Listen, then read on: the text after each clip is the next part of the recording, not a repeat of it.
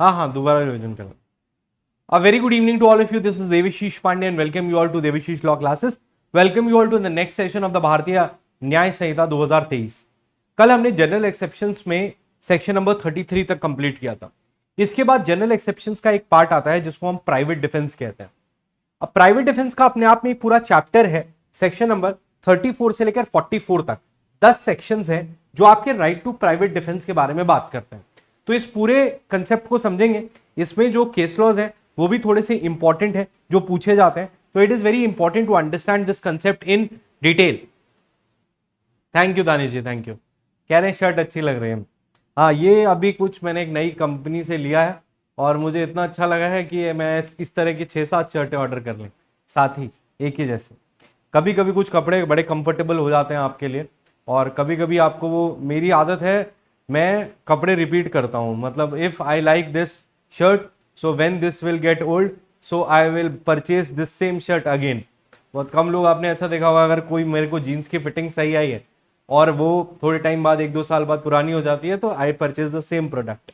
सो जो मुझे कंफर्टेबल होता है दैट आई वेयर। बाकी thank you for the appreciation. चलिए प्राइवेट डिफेंस की बात शुरू करते हैं, बट सबसे पहले समझते हैं कि प्राइवेट डिफेंस क्या है। देखिए, सरल भाषा में समझा जाए तो प्राइवेट डिफेंस का मतलब होता है कि अगर आपको, आपके खिलाफ कोई भी व्यक्ति कोई ऑफेंस कर रहा है, so you have the right to protect yourself. अब जो ये प्रोटेक्शन होती है ये बहुत सारे तरीके से और बहुत सारे स्टैंडर्ड्स पे नापी जाती है। हम आपसे बात करेंगे कि राइट टू प्राइवेट डिफेंस क्या होता है, किस तरीके से ये अवेलेबल होता है। बट इसको समझने से पहले इसके कंसेप्ट को समझिए कि राइट टू प्राइवेट डिफेंस दिया क्यों गया है। देखिए, स्टेट हर जगह नहीं हो सकता। ऐसा संभव नहीं है कि हर एक इंसान के पास एक पुलिस ऑफिसर हो जो उसकी हर समय प्रोटेक्शन करे। पुलिस फोर्स है डेफिनेटली देश में अपराध को कम करने के लिए, but they can not be available at every point of time. तो जब कोई व्यक्ति किसी इमिनेंट डेंजर से सामना करता है तो उसको लॉ ये राइट देता है कि आप अपने आप को डिफेंड कर सकते हैं। That is why it is known as right to private defence, not right to private attack. Defence कर सकते हैं। इसके साथ में एक और प्रिंसिपल होता है कि जो ह्यूमन नेचर होता है, जैसे अभी कोई भी व्यक्ति, जैसे आप देखते हो कि अगर कोई व्यक्ति आपके ऊपर थप्पड़ मारेगा और आपको पता है कि वो आपको थप्पड़ मारने वाला है, तो जो रिफ्लेक्स होता है वो कहीं ना कहीं उसका हाथ रोकने के लिए होता है। होता क्या है कि जब इंसान एक ऐसी डेंजर सिचुएशन में होता है जहां उसको थ्रेट होता है किसी इंजरी का, तो उसका कोई रिफ्लेक्स एक्शन होता है।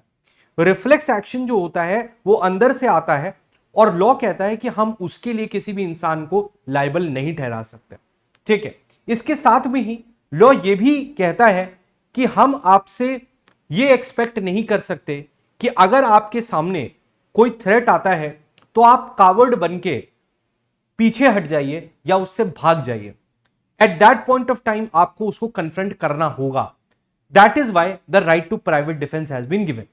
Right to private defence simple भाषा में समझाया जाए तो यह कहा जाता है कि अगर कोई व्यक्ति आपके खिलाफ ऑफेंस कर रहा है और आप उस ऑफेंस को प्रोटेक्ट करने के लिए या उस ऑफेंस को रोकने के लिए या डिफेंड करने के लिए कुछ भी करते हैं, तो आपके पास राइट टू प्राइवेट डिफेंस होता है और आपका एक्ट जो है वो ऑफेंस नहीं होगा। There are a lot of things that we will be discussing. There are a lot of principles that we will be discussing in the right to private defense. जैसे right to private defense जो है वो एक defence है, retribution नहीं है। मतलब private defence आपको एक राइट दिया गया है इमरजेंसी सिचुएशन के लिए, but it is not the right to take revenge. जैसे कोई व्यक्ति लाठी से आपको मारने आया और उसने आपके पैर पे लाठी मार दी या हाथ पे लाठी मार दी और उसके बाद वो भागने लगा और आपने पीछे से उसके ऊपर गोली चला दी या आपने उसको कुछ भी फेंक के मार दिया। So that is not the right to private defence. अभी हम देखेंगे कि राइट टू प्राइवेट डिफेंस कब शुरू होता है, कब खत्म होता है। और उसके बाद एक और इंपॉर्टेंट कंसेप्ट होता है राइट टू प्राइवेट डिफेंस का, जो कहता है प्रोपोर्शनैलिटी। अभी हम 10 रूल्स समझेंगे प्राइवेट डिफेंस के कि प्राइवेट डिफेंस क्यों होता है केस लॉस की मदद से। लेकिन एक प्रोपोर्शनैलिटी भी जो होती है वो बहुत इंपॉर्टेंट होती है राइट टू प्राइवेट डिफेंस में।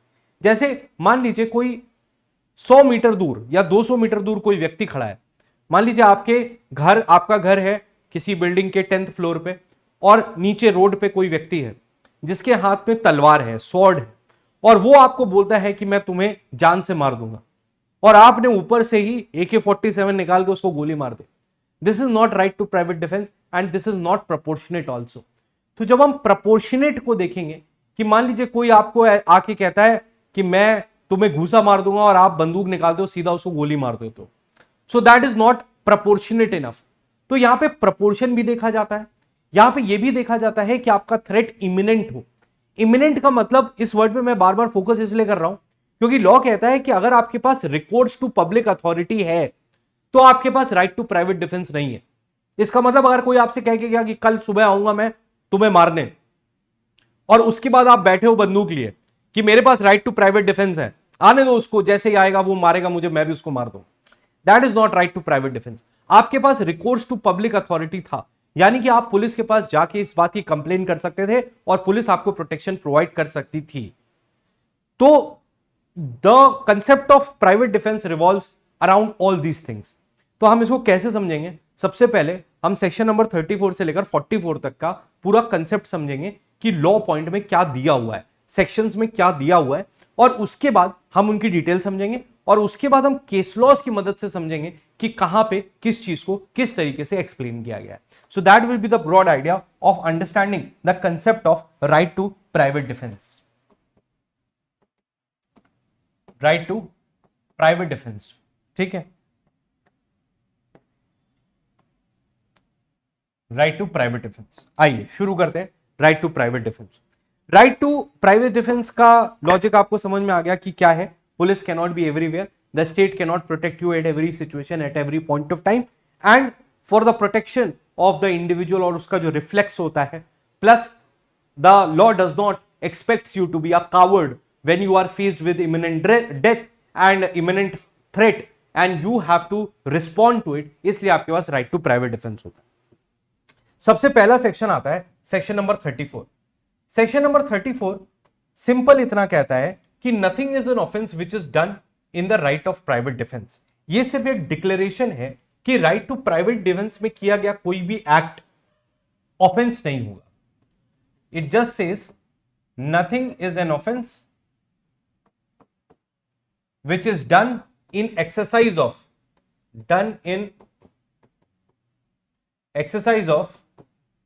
right to private defense। Right to private defence, ये एक सिंपल सा बात है जो सेक्शन 34 में का है।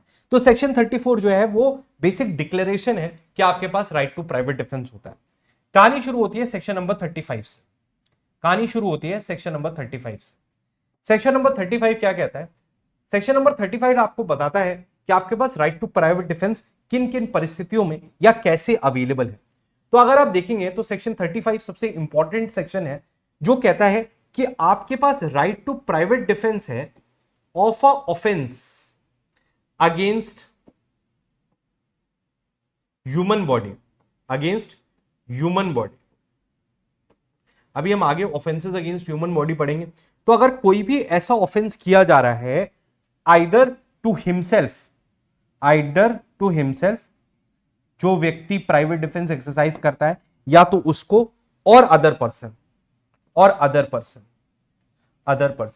तो आपके पास राइट टू प्राइवेट डिफेंस। अभी धीरे धीरे समझ में आएगा, परेशान मत होइएगा। एनी ऑफेंस, लॉ क्या कहना चाहता है? अगर आपके खिलाफ कोई भी व्यक्ति कोई ऑफेंस करता है तो आपके पास राइट टू प्राइवेट डिफेंस है, और वो अगर किसी और व्यक्ति के खिलाफ भी कोई भी ऑफेंस अगेंस्ट ह्यूमन बॉडी कर रहा है तो you have a right to private defence against that person also. इसका मतलब अगर आप अपने दोस्त के साथ जा रहे हैं, या दोस्त नहीं अनजान व्यक्ति के को भी आप देखते हैं कि रोड पे कोई व्यक्ति मार रहा है, तो आप उसको प्रोटेक्ट कर सकते हैं और दूसरे वाले व्यक्ति के against right to private defence को एक्सरसाइज कर सकते हैं। तो राइट टू प्राइवेट डिफेंस में आप अपनी बॉडी को तो प्रोटेक्ट कर सकते हैं, बट किसी और व्यक्ति की भी बॉडी को आप प्रोटेक्ट कर सकते हैं by virtue of right to private defence. ये बात को ध्यान देना है।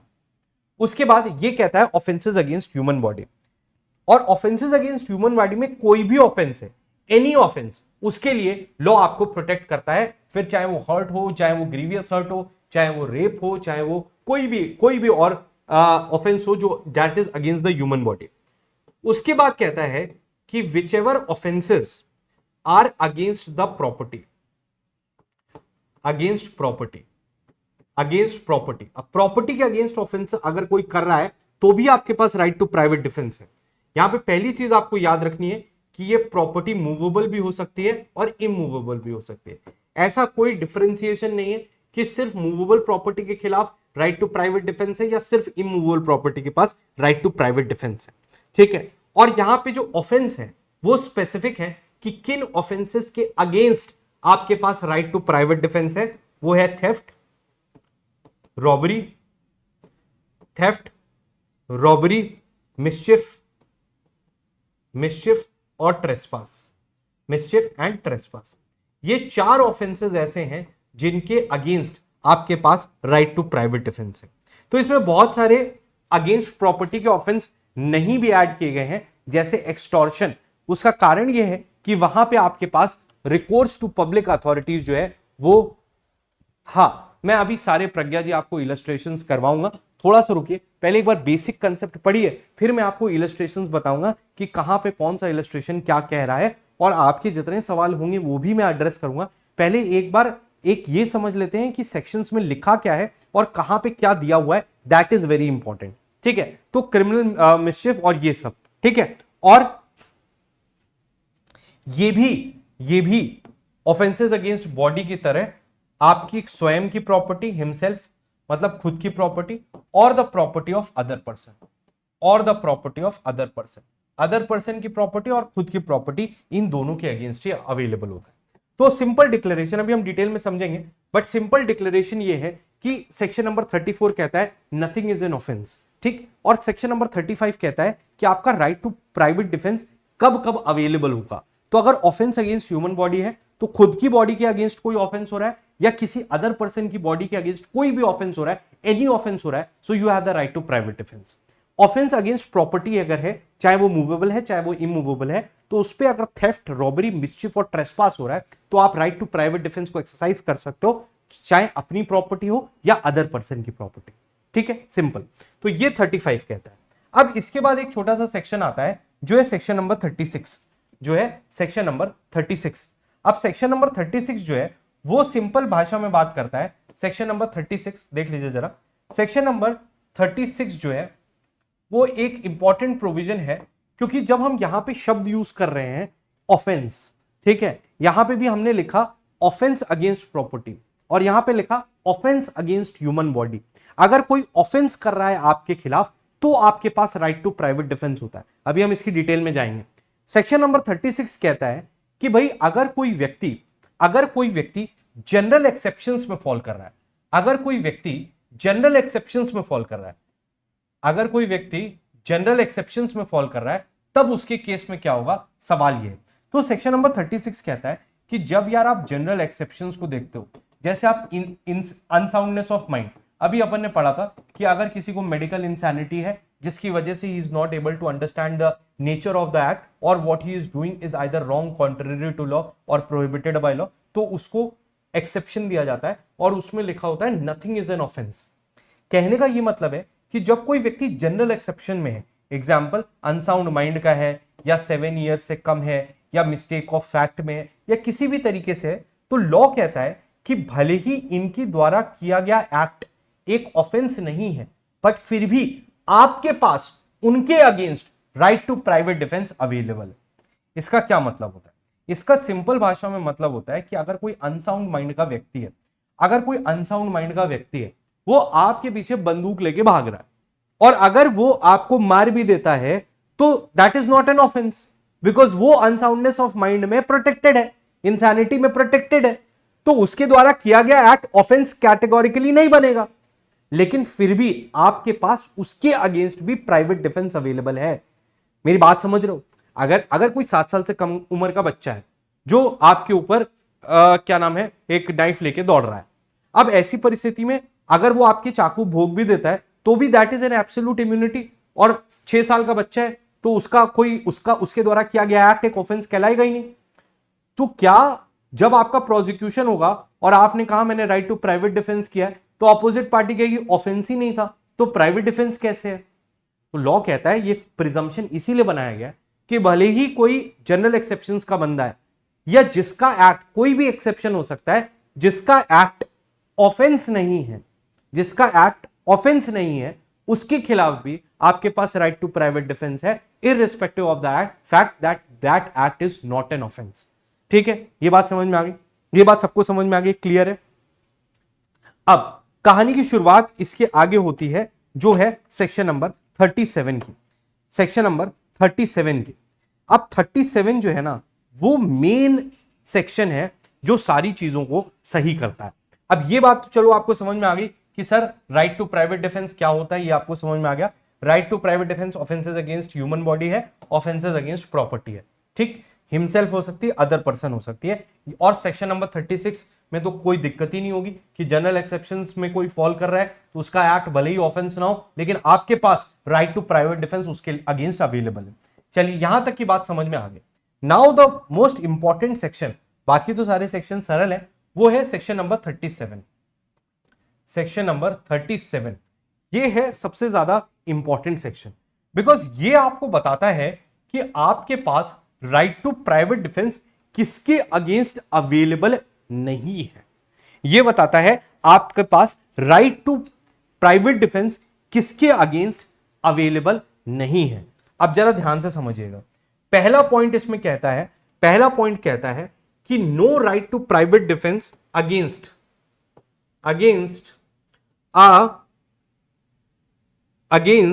a person who has a lawful duty or under the color of his office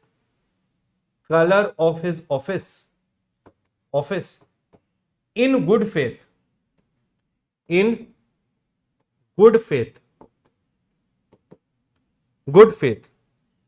अगर कोई भी है तो आपके पास राइट टू प्राइवेट डिफेंस नहीं है, अनलेस इसको समझाता हूं मैं, unless there is instant death और ग्रीवियस हर्ट। इसका मतलब है कि अगर कोई पुलिस वाला आपको अरेस्ट करने आता है और अगर पुलिस ऑफिसर जो है वो एक पब्लिक सर्वेंट है या उसके पास लॉफुल अथॉरिटी है bye virtue of the office that he is holding, that मान लीजिए कोर्ट का ऑर्डर है किसी व्यक्ति को अरेस्ट करने का।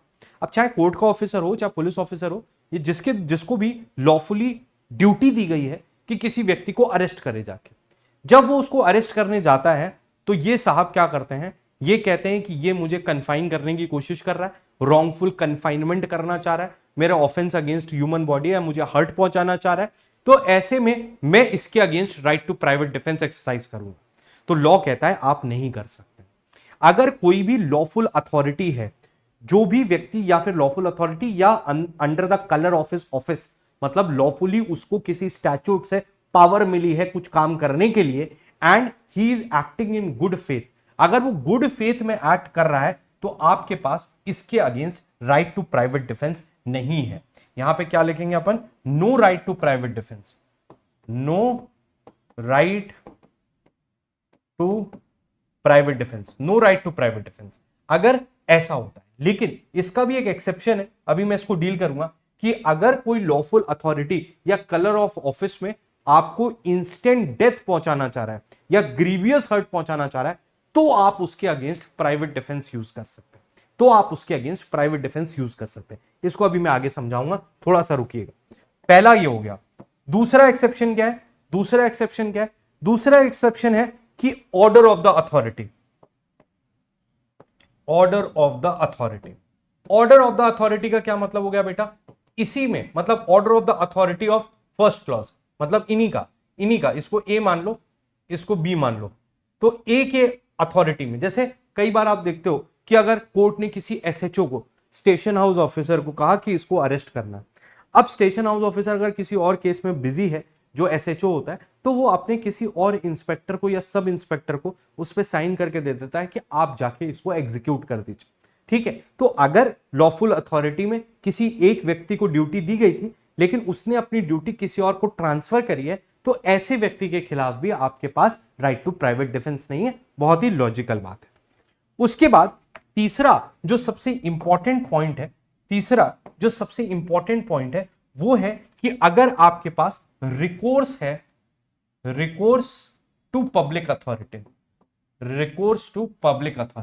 Now this is very important, authority, इसका मतलब है कहीं ना कहीं कि there is no imminent danger, imminent danger. इसका क्या मतलब हुआ कि आपके पास जैसे कोई फोन पे आपको कहता है कि कल मैं तुमको आके मारूंगा, तो आपके पास पब्लिक अथॉरिटीज के पास जाने का समय है, और अगर आपका इमिनेंट डेंजर नहीं है तो आपके पास राइट टू प्राइवेट डिफेंस नहीं है। इसका मतलब अगर आज रात को कोई मुझे फोन करके कहता है कि देवेशीष सर कल सुबह आपको घर में घुस के मारेंगे, और रात को ही मैं बंदूक लेके जाके उसको मार देता हूं, ये राइट टू प्राइवेट डिफेंस नहीं है। आपके पास रिकोर्स टू पब्लिक अथॉरिटी था कि आप पुलिस में जाके इसकी कंप्लेन कर सकते थे, पुलिस आपको प्रोटेक्शन दे सकती थी, ठीक है। और उसके बाद एक और पॉइंट जो आपको यहां पे याद रखना है पब्लिक डिफेंस प्राइवेट डिफेंस में, that no harm more than that is necessary, no more harm than necessary, no more harm than necessary, than necessary. ये एक इंपॉर्टेंट चीज होती है, मैंने आपको पहले भी समझाई कि प्राइवेट डिफेंस में ऐसा नहीं है कि सामने वाला लाठी लेके आया, आपने AK-47 से उसको उड़ा दिया, ठीक है। तो ये बात आपको समझनी है। तो आपके 4 एक्सेप्शंस हो गए, इसी 4 एक्सेप्शंस को और केसेस में भी समझाया गया है, ठीक है। मैं आपको कुछ केसेस भी बताता हूं पहले यहीं पे, ताकि आपको समझ में आए, और उसके बाद फिर हम आगे बढ़ेंगे। एक केस है जेम्स मार्टिन वर्सेस स्टेट। देखिए, जेम्स मार्टिन वर्सेस स्टेट, इसमें कोर्ट ने कहा था कि इसमें कोर्ट ने समझाया था कि what is the Lakshman rekha of private defence. तो उन्होंने एक वर्ड टर्म किया था कि लक्ष्मण रेखा क्या होती है। इन्होंने बहुत सारी चीजों के बारे में बात की थी, बट ये जो पब्लिक अथॉरिटीज वाला कंसेप्ट है, इसमें भी ये केस आता है, जिस केस का नाम है James Martin versus state of Kerala. James Martin versus state of Kerala, state of Kerala. देखो, जो भी प्राइवेट डिफेंस का केस होगा ना, उसमें सारी चीजों के बारे में बात की गई होगी। तो यहां पे उन्होंने लक्ष्मण रेखा की बात की थी कि आप कितना ज्यादा अपना प्राइवेट डिफेंस यूज कर सकते हो और कितना नहीं कर सकते हो। No more harm than necessary का कंसेप्ट इस केस में समझाया गया था।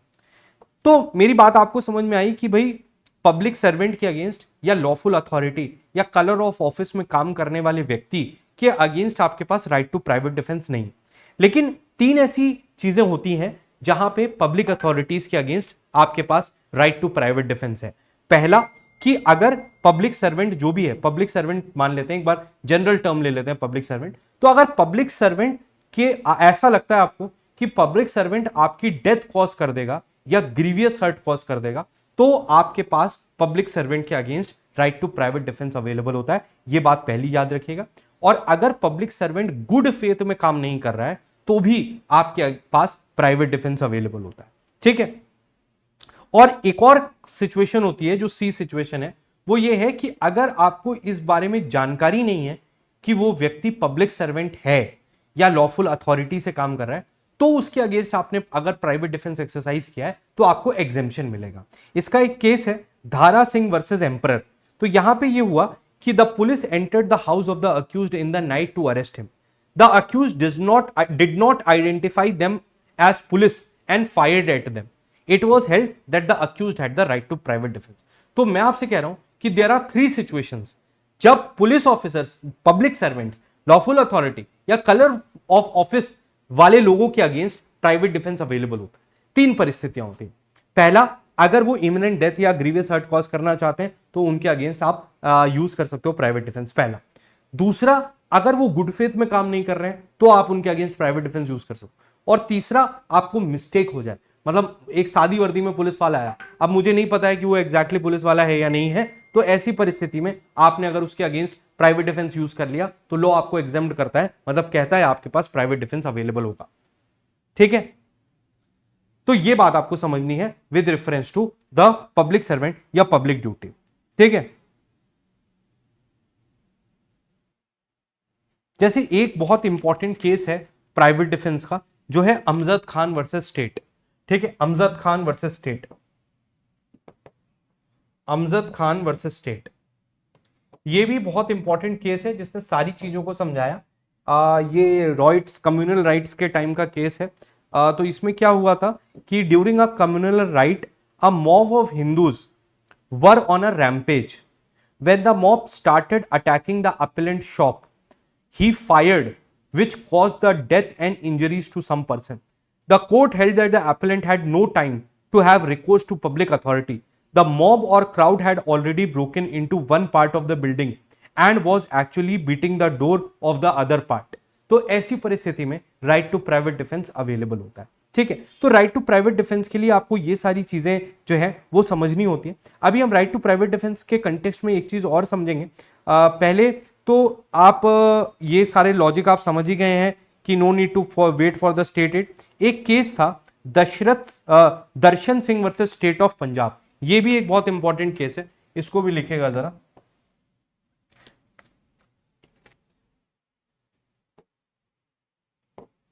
Darshan Singh versus state of Punjab. इस केस में क्या हुआ था कि सुप्रीम कोर्ट ने 10 गाइडलाइंस दी थी of right to private defence. तो जो अपनी अभी तक अपन बात समझते आ रहे हैं कि सेल्फ प्रिजर्वेशन होना चाहिए, स्टेट हर जगह नहीं हो सकता, आपका रिफ्लेक्स होता है और आपको इफेक्टिवली कावर्ड बिहेव नहीं करना है और आपको प्रपोर्शनेट फोर्स यूज करना है और आपको पब्लिक अथॉरिटीज का अगर समय है तो फिर आपको राइट टू प्राइवेट डिफेंस नहीं एक्सरसाइज करना है और पब्लिक फंक्शनरीज या पब्लिक सर्वेंट के अगेंस्ट आपको प्राइवेट डिफेंस एक्सरसाइज नहीं करना है। ये जो 10 पॉइंटर्स हैं ये इसी केस में ले डाउन किए गए थे जहां पे सुप्रीम कोर्ट ने, honourable supreme court of India ने सारी डिटेल्ड गाइडलाइंस दी थी प्राइवेट डिफेंस की। तो ये केस भी आप याद रखिएगा, अमजद खान का केस और ये वाला केस जो है वो बहुत ज्यादा इंपॉर्टेंट है। अब मेरी बात ध्यान से सुनना, अब यहां से हम एक और बात को समझने जा रहे हैं, उसके बाद हम आगे के प्रोविजंस को देखेंगे क्योंकि बाकी प्रोविजंस तो सिंपल है, वो आपको याद हो जाएंगे। देखो अब इसमें राइट टू प्राइवेट डिफेंस में एक कंसेप्ट और आता है, that is with reference to the proportionality. हमने इस बात को समझा कि राइट टू प्राइवेट डिफेंस के केस में आपको प्रोपोर्शनेट फोर्स यूज करना है। इसका मतलब ऐसा नहीं हो सकता कि आपको कोई सामने खड़ा है, वो आपको कुछ उल्टा सीधा बोल रहा है कि वो आपको मारेगा और ऐसा करके, और आपने बंदूक निकाली और उसको मार दिया, या मान लीजिए कोई लाठी लेके आया था और आपने AK-47 से उसको उड़ा दिया, ये प्रपोर्शन नहीं कहलाता। मैंने आपको ये भी बताया कि अगर अभी हम आगे पढ़ेंगे कि अगर आपका खतरा टल गया है तो आपके पास राइट टू प्राइवेट डिफेंस नहीं होता है। लेकिन जब हम प्रपोर्शन की बात करते हैं कि आपका प्राइवेट डिफेंस प्रपोर्शनेट था या नहीं था, तो ऐसी परिस्थिति में लॉ इस बात को समझता है कि ये जो राइट टू प्राइवेट डिफेंस है इसको किसी गोल्डन स्केल पे नापा नहीं जा सकता। एग्जाम्पल एक लेते हैं, जैसे दो व्यक्ति थे, दोनों के पास लाठी थी, ठीक है, गांव में कहीं काम कर रहे होंगे, दोनों के पास लाठी थी। अब होता क्या है कि दोनों में आपस में लड़ाई झगड़ा होता है और एक व्यक्ति मारपीट करना शुरू कर देता है। ऐसी परिस्थिति में दूसरा इंसान प्राइवेट डिफेंस को एक्सरसाइज करता है। अब प्राइवेट डिफेंस को जब वो एक्सरसाइज करता है तो दोनों के पास लाठी थी, या एक आदमी जो है वो हाथ से मार रहा था, ये भी मान लो एक आदमी हाथ से मार रहा था और दूसरे के पास लाठी थी। और क्या होता है कि वो उसको लाठी मारता है लेकिन गलती से लाठी जो है उसके सर पे लग जाती है और वाइटल पार्ट पे लाठी लगने की वजह से उस व्यक्ति की डेथ हो जाती है। नाउ द क्वेश्चन कम्स कि इसके पास राइट टू कॉज डेथ था या नहीं, और इसका जो राइट टू प्राइवेट डिफेंस था वो प्रपोर्शनेट था या नहीं, कि अगर सामने वाला आपको हाथ से मार रहा है तो आपने उसके सर पे लाठी मार दी और वो मर गया। तो honourable supreme court of India ने Dev Narayan versus state of UP, next case जो मैं आपको बता रहा हूं वो यही है, Dev Narayan versus state of UP. उन्होंने इस बात को समझाया कि जब हम प्राइवेट डिफेंस को पढ़ते हैं तो कंसेप्ट समझने के लिए तो ठीक है कि आपको प्रोपोर्शनेट फोर्स यूज करना है, लेकिन at the time of the threat, जब लड़ाई हो रही है, जब वो एक्चुअल सिचुएशन है, तो इंसान इतना कूल माइंडेड नहीं होता है कि वो इस बात को सोच सके कि मुझे प्रोपोर्शनेट फोर्स यूज करनी है, और कई बार वो अपने राइट को एक्सीड कर देता है, जिसको हम exceeding the right of private defence बोलते हैं। तो लॉ इस बात को बार बार समझाता है कि भाई इंसान एक कूल माइंड का पर्सन नहीं है जब उसकी लड़ाई चल रही है, जब उसके ऊपर अटैक हुआ है, वो रिवर्ट कर रहा है, तब वो एक बिल्कुल रीजनेबल इंसान नहीं है, तब वो हीट ऑफ एंगर में है। तो ऐसी परिस्थिति में अगर उसने अपना right to private defence exceed भी कर लिया, तब भी हम उसको राइट टू प्राइवेट डिफेंस का बेनिफिट देंगे। और यही पॉइंट जो है वो एक एक्सेप्शन बनता है मर्डर में। जब हम कल्पेबल होमिसाइड और मर्डर पढ़ेंगे तो आपको जनरली अभी मैं बता रहा हूं कि कल्पेबल होमिसाइड एक लेसर ऑफेंस है और मर्डर उससे सीरियस ऑफेंस है, ठीक है।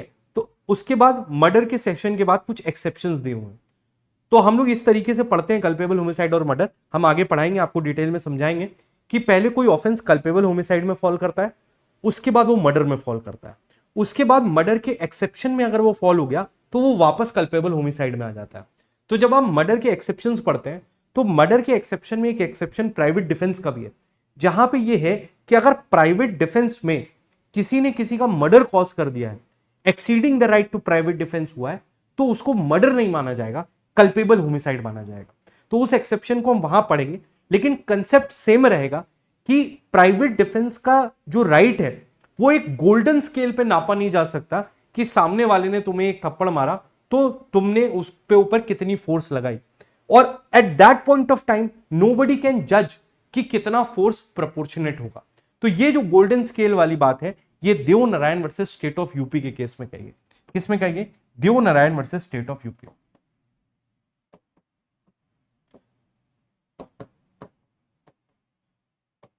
स्टेट ऑफ यूपी, ठीक है। तो ये गोल्डन स्केल की बात करते हैं कि यहां पे यही हुआ था कि उसने लाठी मारी बट लाठी गलती से सर पे लग गई और सामने वाले की डेथ कॉज हो गई। तो कोर्ट ने समझाया था कि आप गोल्डन स्केल पे चीजों को नहीं कर सकते, ठीक है। अच्छा, इसके बाद एक और पॉइंट मुझे आपको बताना है प्राइवेट डिफेंस में। वो पॉइंट ये कहता है कि कभी भी जो अग्रेसर होता है उसको राइट टू प्राइवेट डिफेंस नहीं मिलता। मेरी बात ध्यान से समझिएगा। अगर मैं आपको मारने आता हूं, ठीक है, मैं आपके साथ मारपीट करने आता हूं, तो मैं कौन हूं? मैं अग्रेसर हूं। क्या हूं? अग्रेसर हूं। ध्यान से समझना इस बात को। मान लीजिए मैं आपके साथ मारपीट करने आया, तो मैं अग्रेसर हूं और मैंने आपके साथ कोई ऑफेंस करना चाहा, तो आपके पास राइट टू प्राइवेट डिफेंस है कि आप अपने आप को प्रोटेक्ट कर सकते हो, और उस प्रोटेक्ट करने में अगर आपने मुझे हार्म कॉज किया तो आपको बेनिफिट मिल जाएगा प्राइवेट डिफेंस का। लेकिन सवाल यह आता है कि जब मैं आपके साथ मारपीट करने पहुंचा तो आपके पास राइट टू प्राइवेट डिफेंस था। जब आपने right to private defence exercise किया मेरे खिलाफ, तो क्या मेरे पास भी राइट टू प्राइवेट डिफेंस आ जाएगा और मैं आपको मार सकता हूं? तो लॉ कहता है ऐसा नहीं है। जो अग्रेसर होता है, जो ऑफेंस करने आया होता है, जैसे मान लीजिए कोई व्यक्ति क्या नाम है आपके घर में थेफ्ट करने आया, तो वो थेफ्ट करने आया, आपने उसको मारा, तो क्या जब आपने right to private defence exercise किया उसके बाद अगर थीफ आपको मारता है तो वो भी कह सकता है कि मेरे पास राइट टू प्राइवेट डिफेंस था? तो लॉ कहता है नहीं। जो अग्रेसर होता है उसके पास राइट टू प्राइवेट डिफेंस नहीं होता है। जो अग्रेसर होता है उसके पास राइट टू प्राइवेट डिफेंस नहीं होता है। The aggressor cannot claim, the aggressor cannot claim the right to private defence. ये केस है Kishan versus state of MP, Kishan versus state of MP. Kishan versus state of MP के केस में कहा गया कि जो अग्रेसर होता है उसके पास राइट टू प्राइवेट डिफेंस नहीं होता, ठीक है। और state of UP versus Ram Swaroop, ये भी एक इंपॉर्टेंट केस है। State of UP, state of UP versus Ram Swaroop, Ram Swaroop. आपको बात समझ में आ रही है ना? एक बार मुझे यस और नो में बता दीजिएगा प्लीज, आपको बात समझ में आ रही है हमें? एक बार मुझे यस और नो में बता दीजिएगा कि आपको बात समझ में आ रही है। एक्चुअली आज थोड़ी सी मेरी तबीयत डाउन है तो आपको एनर्जी उतनी ज़्यादा नहीं लग रही होगी, बट आई होप कि आपको कंसेप्ट तो समझ में आ रहा होगा जो मैं आपको समझा रहा हूँ। कहना हियर है यस और नो प्लीज। सारे पॉइंटर समझ में आए आपको?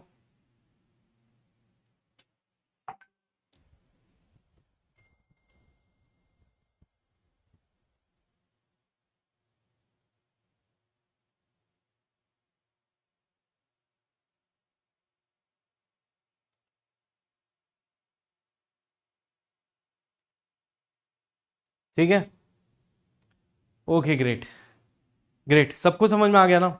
ओके, तो ये राइट टू प्राइवेट डिफेंस हुआ। अब आगे के प्रोविजंस देखते हैं राइट टू प्राइवेट डिफेंस में ये सारे लॉजिक्स को ध्यान रखना यार, इनकी एक लिस्ट बना लेना, but always remember these are all the pointers that you have to remember with reference to right to private defence. अब इसके बाद नेक्स्ट स्टेज में कहते हैं कि राइट टू प्राइवेट डिफेंस कब कब कितना कितना अवेलेबल होता है। तो देखिए ये दो पार्ट में है, जब बॉडी के अगेंस्ट कोई ऑफेंस हो रहा हो और जब प्रॉपर्टी के अगेंस्ट कोई ऑफेंस हो रहा हो। जब प्रॉपर्टी के अगेंस्ट कोई ऑफेंस हो रहा हो, जब बॉडी के अगेंस्ट हो रहा हो और जब प्रॉपर्टी के अगेंस्ट हो रहा हो। सेक्शन 38 उन केसेस की बात करता है या उन सर्कमस्टेंसेस की बात करता है जब आपके पास राइट है टू कॉज डेथ, मतलब in virtue of exercising the right to private defence you have the right to cause death. ये सेक्शन नंबर 38 में दिया है। सेक्शन नंबर 39 कहता है, सेक्शन नंबर 39 कहता है any other harm then causing death, 39 कहता है। और सेक्शन नंबर 40 आपको बताता है कि आपका राइट टू प्राइवेट डिफेंस कब कमेंस होता है और कब एंड होता है, कब कमेंस होता है और कब एंड होता है। और इसी के साथ सेक्शन नंबर 41, सेक्शन नंबर 42 और सेक्शन नंबर 43 ये तीनों भी ऐसे ही लिखे हुए हैं।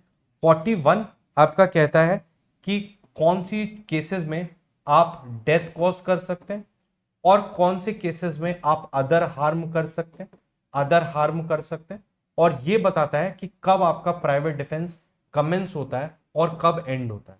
तो कैटेगोरिकली ये जो प्रोविजंस हैं वो इस तरीके से लिखे गए हैं कि सेक्शन 38 आपको बताता है कि कौन से ऐसे सर्कमस्टेंसेस हैं जहां पे आप राइट टू प्राइवेट डिफेंस में अग्रेसर की डेथ कॉज कर सकते हैं। ये प्रोविजन सेक्शन 38 बताता है। 39 कहता है और बाकी किसी भी सर्कमस्टेंस में आप कोई और हार्म कर सकते हैं but not cause death. Section number 40 बताता है कि आपका राइट टू प्राइवेट डिफेंस कब कमेंस होता है और कब एंड होता है। इसी तरीके से प्रॉपर्टी के कंटेक्स्ट में 41 बताता है कि आप कब डेथ कॉज कर सकते हैं। 42 बताता है कि 41 के अलावा आप अदर हार्म कॉज कर सकते हैं, डेथ नहीं कॉज कर सकते, और कब कमेंस होता है और कब एंड होता है। और सेक्शन नंबर 44 एक लास्ट सेक्शन जो इसके अंदर है, सेक्शन नंबर 44 ये बात करता है इनोसेंट पर्सन की। इसका मतलब कि मान लीजिए कोई व्यक्ति, जैसे अभी मैंने अमजद खान वाला केस बताया कि अमजद खान कम्युनल राइट्स के दौरान का समय है और उनकी दुकान पे, उनके घर पे एक हिंदू मॉब आ रहा था अटैक करने, तो ऐसी परिस्थिति में उन्होंने गोली चलाई, सो उनका राइट टू प्राइवेट डिफेंस माना गया। तो ऐसी परिस्थिति में क्या होता है कि कई बार ऐसा हो सकता है कि कोई इनोसेंट पर्सन को वो गोली लग जाती। मान लीजिए कुछ लोग एक आदमी को मारने आए, ठीक है, अब वो आदमी अपना right to private defence exercise कर रहा है। जब उसने अपना right to private defence exercise किया और गोली मारी, तो गोली आसपास खड़े हुए किसी स्ट्रेंजर को लग गई, किसी इनोसेंट पर्सन को लग गई। तो ऐसी परिस्थिति में भी आपके पास right to private defence available होगा और वो एक्ट ऑफेंस नहीं कहलाएगा। इसका मतलब अगर 6 लोग मुझे मारने आ रहे थे और वो ऐसे हथियार लेके मेरे ऊपर पीछे दौड़ रहे थे और मेरे पास कोई ऑप्शन नहीं था rather than killing them, क्योंकि वो मेरे ऊपर इंस्टेंट डेथ थी, तो मैंने उनके ऊपर गोली चलाई और वो हट गया और पीछे एक बेचारा इंसान बाइक पे बैठा हुआ था, सिर्फ देख रहा था तमाशा कि क्या चल रहा है क्या नहीं। अगर उसकी डेथ कॉज हो जाती है तो उसके एक्ट के लिए भी मैं लाइबल नहीं हूं, क्योंकि मैंने अपना right to private defence exercise किया। मेरी इंटेंशन उस इंसान को मारने की नहीं थी। लेकिन कई बार राइट टू प्राइवेट डिफेंस में आसपास के लोगों को भी हर्ट हो सकता है या किसी भी तरीके का नुकसान हो सकता है, but that will not be considered an offence for the purpose of this section, मतलब दिस डिफेंस में उसको भी डिफेंस दिया गया है। अब आ जाते हैं इन 3 सेक्शंस पे, 38, 39, 41, 42। अब देखो ये तो आपको समझ में आ गया, 35 आ गया समझ में, 36 आ गया, 37 आ गया। अब 38 देखिएगा। 38 क्या कहता है? 38 कहता है when the right to private defence against body extend to causing death. यहां पे ये समझाता है कि कुछ इंस्टेंसेस बताता है कि ये ऑफेंस अगर ह्यूमन बॉडी के साथ हो रहे हैं तो आप अग्रेसर की डेथ कॉज कर सकते हो, बाकी केसेस में आप अग्रेसर की डेथ कॉज नहीं कर सकते।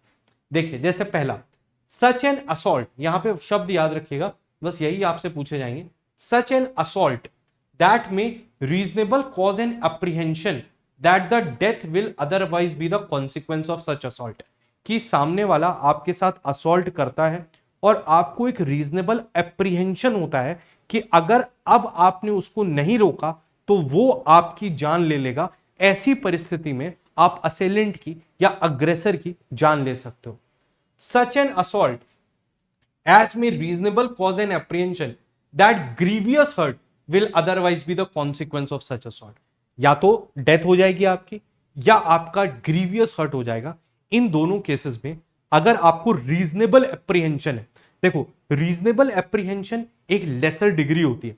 मतलब अगर आपको लग रहा है, अगर सामने वाला बंदूक लेके आ रहा है, चिल्लाते हुए आ रहा है कि आज तुम्हें मार देंगे, तो आपके पास रीजनेबल एप्रीहेंशन है कि अगर आपने उसको नहीं मारा तो वो आपको मार देगा या आपको ग्रीवियस हर्ट कॉज कर देगा। तो ऐसी परिस्थिति में आप उस व्यक्ति की हत्या कर सकते हो bye virtue of section 38।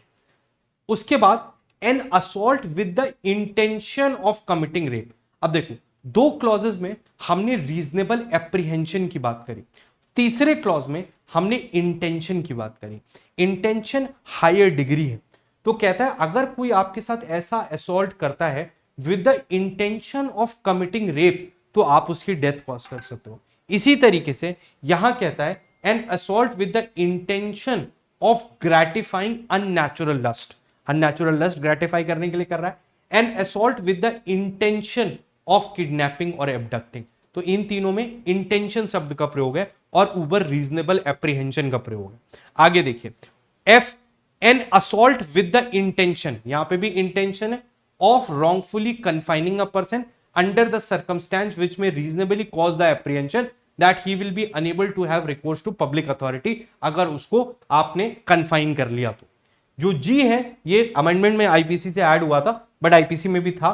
An act, अब देखो यहां पे क्या है, इंटेंशन नहीं, एप्रीहेंशन नहीं, एन एक्ट ऑफ थ्रोइंग और एडमिनिस्ट्रिंग एसिड और अटेम्प्ट टू थ्रो और administer acid which may reasonably cause the apprehension that grievous hurt will otherwise be the consequence। कोई अटेम्प्ट करता है या कोई थ्रो करता है एसिड, जिस एसिड के फेंकने से आपको लगता है कि अगर इसने ये एसिड मेरे ऊपर फेंक दिया तो मुझे ग्रीवियस हर्ट या डेथ कॉज होगा, तो ऐसी परिस्थिति में आप उसकी डेथ कॉज कर सकते हो। तो यहां पे सेक्शन नंबर 38 बहुत क्लियरली आपको ये 7 सिचुएशंस बताता है। पहले में apprehension of death, apprehension of grievous hurt, intention to commit rape, intention to commit natural lust, intention to kidnap abduct और इंटेंशन टू कन्फाइन। ये 4 इंटेंशन के हैं और यहां पे एक्ट ऑफ थ्रोइंग और attempt to throw acid reasonably causing an apprehension कि grievous hurt होगा, तो ऐसी परिस्थिति में आप उस व्यक्ति की डेथ कॉज कर सकते हो। तो इसलिए सेक्शन नंबर 38 जो है वो बहुत इंपॉर्टेंट है, क्योंकि वो आपको बताता है कि आप कौन से सर्कमस्टेंसेस में किसी भी व्यक्ति की as the right of private defence death cause कर सकते हो। अगर आप सेक्शन नंबर 39 देखते हो तो 39 कहता है कि 38 के अलावा कोई भी ऑफेंस अगेंस्ट ह्यूमन बॉडी हो रहा है तो आपके पास डेथ कॉज करने का राइट नहीं है। You can cause any other harm other than death. क्या कहता है, if the offense be not of any description specified in section 38, the right of private defense of body does not extend to voluntary causing of death to the assailant, but does not extend under the restriction of 37 to voluntary causing any harm other than death। तो मतलब 39 simple ये कहता है कि 38 में अगर आप fall कर रहे हो तो आप डेथ कॉज करोगे, 38 के अलावा कोई भी ऑफेंस अगेंस्ट ह्यूमन बॉडी है तो आप डेथ नहीं कॉज कर सकते हो, हर्ट ग्रीवियस हर्ट कॉज कर सकते हो। सेक्शन नंबर 40 ये सेम है, ये जो 39 और 40 है ये 42 और 43 के बिल्कुल सेम है।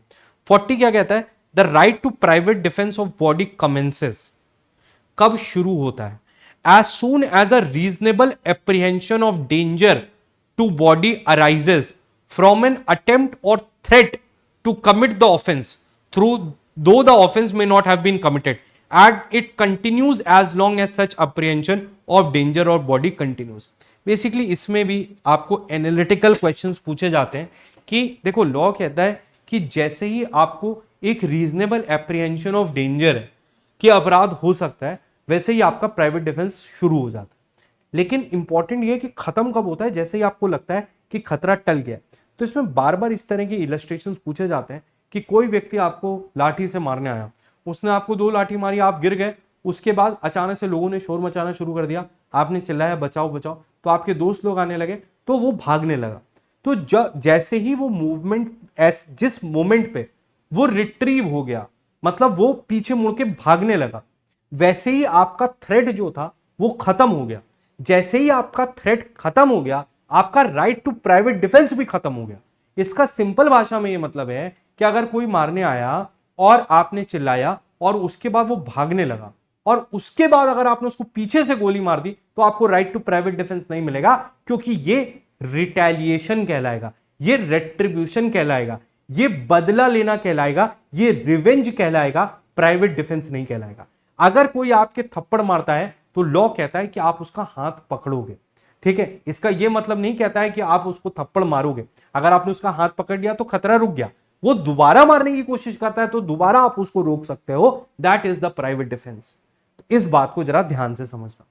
उसके बाद सेक्शन नंबर 41 इंपॉर्टेंट है, क्योंकि ये वैसे ही बताता है कि प्रॉपर्टी के अगेंस्ट आप डेथ कब कॉज कर सकते हो। प्रॉपर्टी के अगेंस्ट, हाँ